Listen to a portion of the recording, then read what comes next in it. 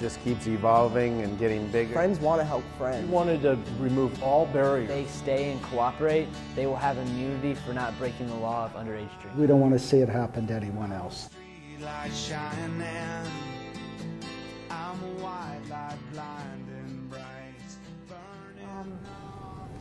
It was very public when Brett passed away, that it shocked a lot of people, and being so local here in Indiana, it hadn't happened where there was an alcohol poisoning death that was so high profile like Brett's. Right. So right away it took off and we were asked to speak at schools.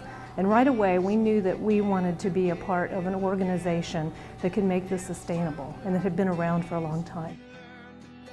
It wasn't a mistake when I found out almost immediately that this tragedy, this crisis actually happened. And it's deflating. It is so sad. I knew Brad. We started playing soccer together about 6 or 7 years old, and we played all the way up until when Brett finally passed away.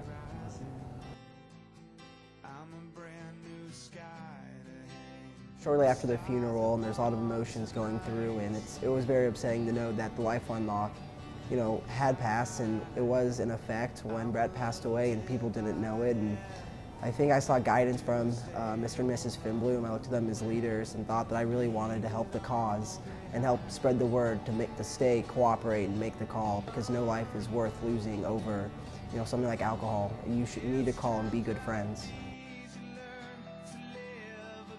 Every year there's a new batch of teenagers.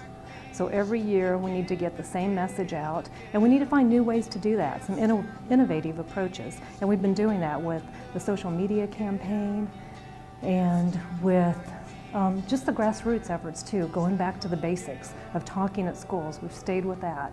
So we do that, we talk to middle schools, high schools, colleges, and we go to social community groups as well.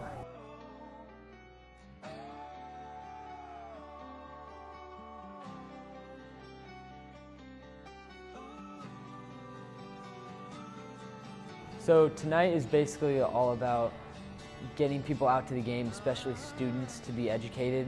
And Mrs. Finbloom and Mr. Finbloom will be at the game along with Senator Merritt. He helped pass the law. And they're going to speak and kind of, as I said before, educate them about what the Lifeline Law is.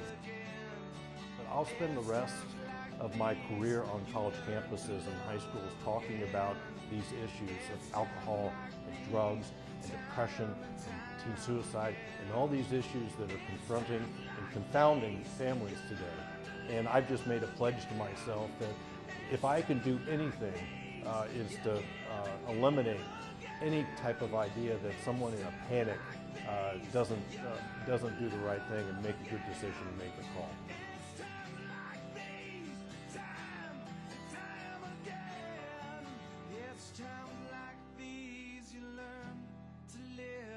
What we learned is having a law that no one knows about doesn't do any good. And so that's a big part of what drives us. We don't want any other parent to have to go through this.